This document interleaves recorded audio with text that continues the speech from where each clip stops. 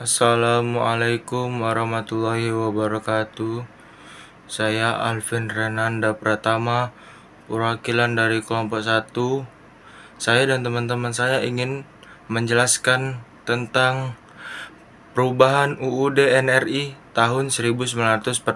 Yuk simak videonya.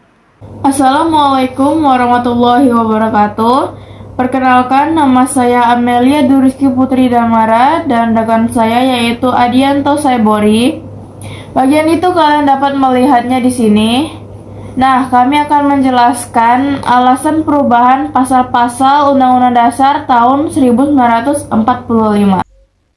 Sebelum dilakukan amandemen Undang-Undang Dasar 1945 memiliki 38 bab, 37 pasal, dan 64 ayat. Setelah dilakukan 4 kali amandemen, ada 16 bab, 7 pasal, dan 194 ayat. 3 pasal aturan perakitan dan 2 pasal aturan tambahan. Dan berikut beberapa alasan mengapa Undang-Undang Dasar 1945 dirubah. Alasan yang pertama itu karena filosofis, historis, yuridis, sosiologis, politis, dan teoritis juga mendukung perubahan terhadap konstitusi. Dan alasan yang kedua yaitu memuat landasan bagi kehidupan yang demokratis, pemberdayaan rakyat, dan penghormatan terhadap HAM. Dan alasan yang ketiga yaitu adanya dukungan luas dari berbagai lapisan masyarakat. Lalu yang keempat, perubahan pasal-pasal UUD 1945 juga disebabkan karena pada awal reformasi UUD 1945 belum cukup. Dan alasan yang terakhir yaitu karena perubahan tersebut sebagai respon tuntutan reformasi pada waktu itu. Tuntutan tersebut antara lain dilatar belakangi oleh praktek penyelenggaraan negara pada masa pemerintahan rezim Soeharto. Baik, itu saja yang dapat kami sampaikan mengenai alasan perubahan pasal-pasal Undang-Undang Dasar 1945. Sekian, terima kasih. Assalamualaikum warahmatullahi wabarakatuh. Perkenalkan, nama saya Sabina Lika Manha dari kelas XC, dan kali ini saya akan menjelaskan tentang latar belakang amandemen UUD NRI tahun 1945. Latar belakang amandemen UUD NRI tahun 1945 berawal ketika Presiden Soeharto menyatakan berhenti dari jabatan Presiden pasca, lalu terjadinya demonstrasi besar-besaran di Jakarta dan di berbagai daerah. Berhentinya Presiden Soeharto di tengah terjadinya krisis ekonomi dan moneter ini tentunya sangat memberatkan kehidupan masyarakat Indonesia, sekaligus menjadi awal mulanya era reformasi. Adapun salah satu tuntutan yang terjadi pada saat itu adalah dilakukan perubahan atau amandemen terhadap UUD 1945. Latar belakang tuntutan ini antara lain dikarenakan pada masa Orde Baru, kekuasaan tertinggi berada di tangan MPR dan bukan di tangan rakyat. Kekuasaan yang sangat besar berada di tangan Presiden.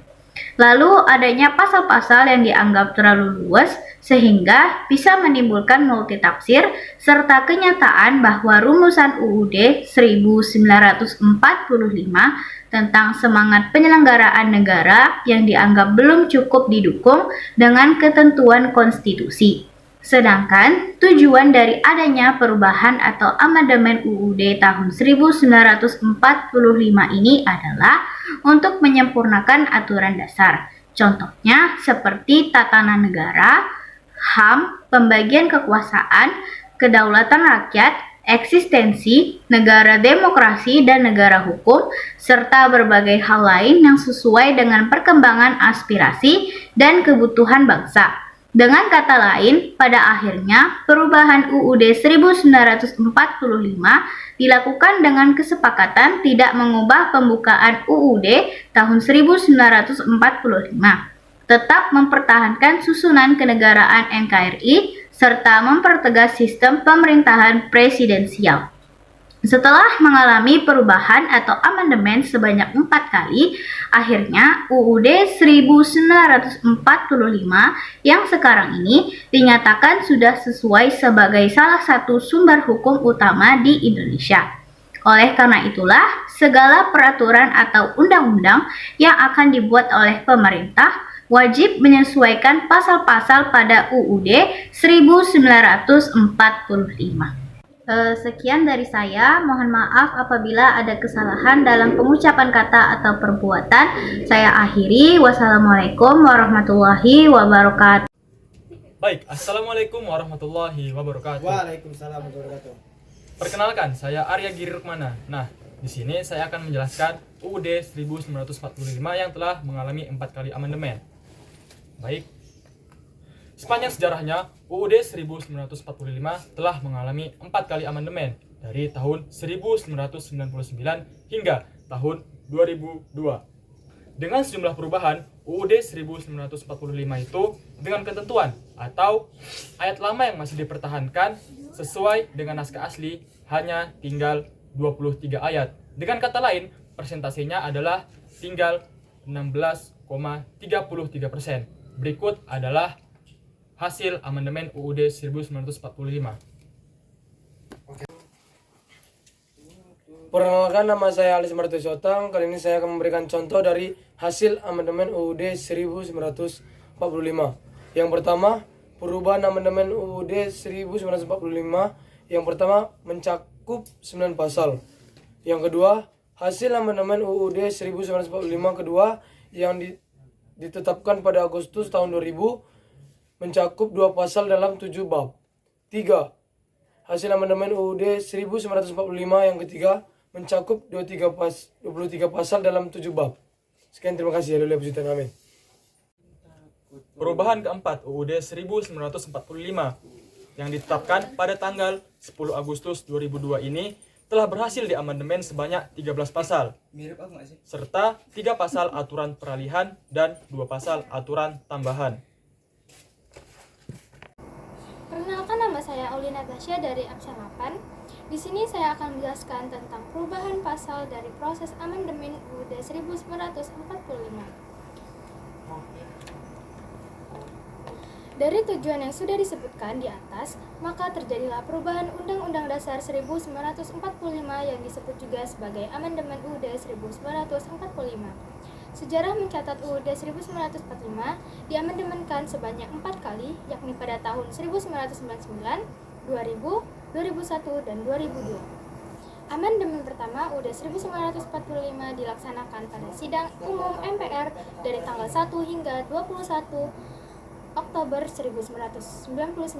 Amandemen ini terdiri dari 9 pasal, yaitu pasal 5, 7, 9, 13, 14, 15, 17, 20, dan pasal 21. Inti dari amandemen pertama UUD 1945 adalah pergeseran kekuasaan presiden atau legislatif yang dinilai terlalu kuat. Amandemen kedua disahkan pada tanggal 18 Agustus 2000 melalui sidang tahunan MPR total sebanyak 5 bab dan 25 pasal yang diamandemenkan, yaitu pasal 18, 18A, 18B, 19, 20, 2A, 20A, 22A, 22B, 25E, 26, 27, 28A, 28B, 28C, 28D, 28E, 28F, 28G, 28H, 28I, 28J, 30, 36A, 36B, dan 36C. Adapun bab yang diamandemenkan adalah 9A, 10, 10A, 12, dan 15. Perubahan amandemen kedua adalah mengenai DPR dan kewewenangan pemerintah daerah, hak asasi manusia, lembaga negara, serta lagu kebangsaan. Assalamualaikum warahmatullahi wabarakatuh. Perkenalkan, nama saya Delsa Marfuah dari kelas XC. Di sini saya akan melanjutkan penjelasan dari Aulia tentang perubahan pasal dari proses amandemen tahun 1945. Pada amandemen ketiga dilakukan dalam sidang tahunan MPR sejak tanggal 1 sampai 9 November 2001. Amandemen ketiga disahkan pada tanggal 10 November 2001. Amandemen dilakukan pada 3 bab dan 22 pasal, yakni pasal 1, 3, pasal 6, pasal 6A, 7A, 7B, 7C, pasal 8, pasal 11, pasal 17, pasal 22C, 22D, 22E, 23, 23A, 23C, 23E, 23F, G, pasal 24, 24A, 24B, 24C, dan 7B dan 7C. Dalam amandemen ketiga, perubahan yang dilakukan adalah mengenai kewenangan MPR, kepresidenan, impeachment, bentuk dan kedaulatan negara, keuangan negara, serta kekuasaan kehakiman. Dan amandemen keempat dilakukan sejak tahunan MPR pada tanggal 1 hingga 11 Agustus 2002 dan disahkan pada tanggal 11 Agustus 2002. Terdapat 2 bab dan 13 pasal yang diubah pada amandemen ini, yakni pasal 2, 6A, 8, 11, 16, 23B, 23D, 24, 31, 32, 33, 34, dan pasal 3. Nah, adapun bab yang diamandemenkan adalah bab 13 dan bab 14. Inti perubahan dari amandemen keempat ini mengenai pergantian presiden DPD sebagai bagian dari MPR. Ternyata perang, perdamaian dan perjanjian, pendidikan dan kebudayaan, perekonomian nasional, dan kesejahteraan sosial, mata uang, dan bank sentral. Assalamualaikum warahmatullahi wabarakatuh. Saya Alvin Renanda ingin menjelaskan UUD 1945 sebelum amandemen dan sesudah amandemen. UUD 1945 terdiri dari pembukaan, batang tubuh, serta penjelasan. Sebelum amandemen, batang tubuh UUD 1945 terdiri atas 16 bab, 37 pasal, 65 ayat, 16 ayat dari 16 pasal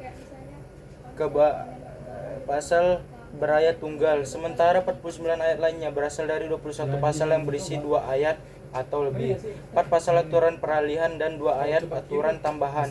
Setelah 4 kali perubahan, UUD 1945 memiliki 16 bab, 37 pasal, 190 ayat, 3 pasal aturan peralihan, dan 2 pasal aturan tambahan, seperti dikutip dari buku super lengkap UUD 1945 dan amandemen oleh Tim Ilmu Endu Center. Sekian, terima kasih.